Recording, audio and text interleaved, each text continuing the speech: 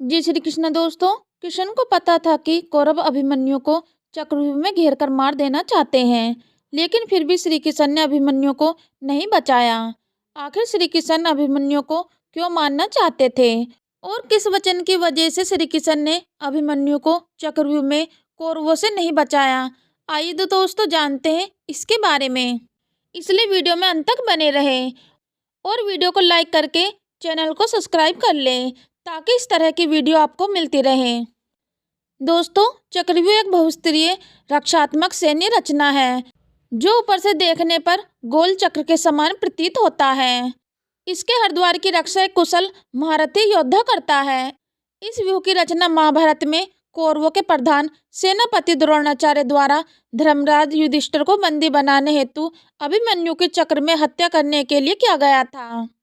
इसके भेदन का ज्ञान पांडव पक्ष में केवल प्रद्युम्न, अर्जुन, कृष्ण और अभिमन्यु को ही था, परंतु जब द्रोणाचार्य ने चक्रव्यूह की रचना की तब इन चारों में से केवल अभिमन्यु ही मौजूद था। अभिमन्यु ने चक्रव्यूह भेदन करने का ज्ञान अपनी मां के गर्भ से ही प्राप्त कर लिया था। जब अर्जुन ने सुभद्रा को चक्रव्यूह भेदन करना बताया, परंतु सुभद्रा को बीच में ही नींद आ गई। इस वजह से चक्रव्यूह से निकलने का मार्ग नहीं जान पाया था। अतः जब युद्ध में अभिमन्यु ने इसमें प्रवेश किया तो उसने 6 द्वार तोड़ दिए, लेकिन 7वें द्वार पर कौरव पक्ष के सभी महारथियों ने मिलकर उसका वध कर दिया। दोस्तों, महाभारत के वीर योद्धाओं में एक नाम अभिमन्यु का भी आता है। माना जाता है कि श्री कृष्ण को पता था कि अभिमन्यु के साथ कौरव क्या करने वाले हैं, लेकिन इसके बावजूद भी उन्होंने अभिमन्यु को नहीं बचाया। श्री कृष्ण ने अभिमन्यु को क्यों नहीं बचाया?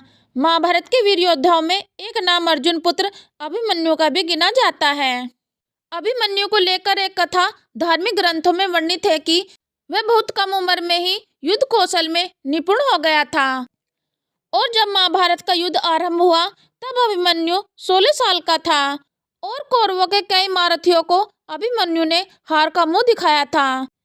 दोस्तों, ऐसा माना जाता है जब युद्ध में दुर्योधन चक्रव्यूह में फंसाकर अभिमन्यु की हत्या कर देना चाहता था, तब श्री कृष्ण को इस विषय में पहले ही पता था कि अगले दिन युद्ध के मैदान में अभिमन्यु के साथ क्या होने वाला है, लेकिन इसके बाद भी श्री कृष्ण ने ना तो पांडवों को इसके बारे में संचेत किया और न ही अभिमन्यु की रक्षा की। असल में महाभारत के अनुसार चंद्रमा का एक पुत्र था जिसका नाम वर्षा था।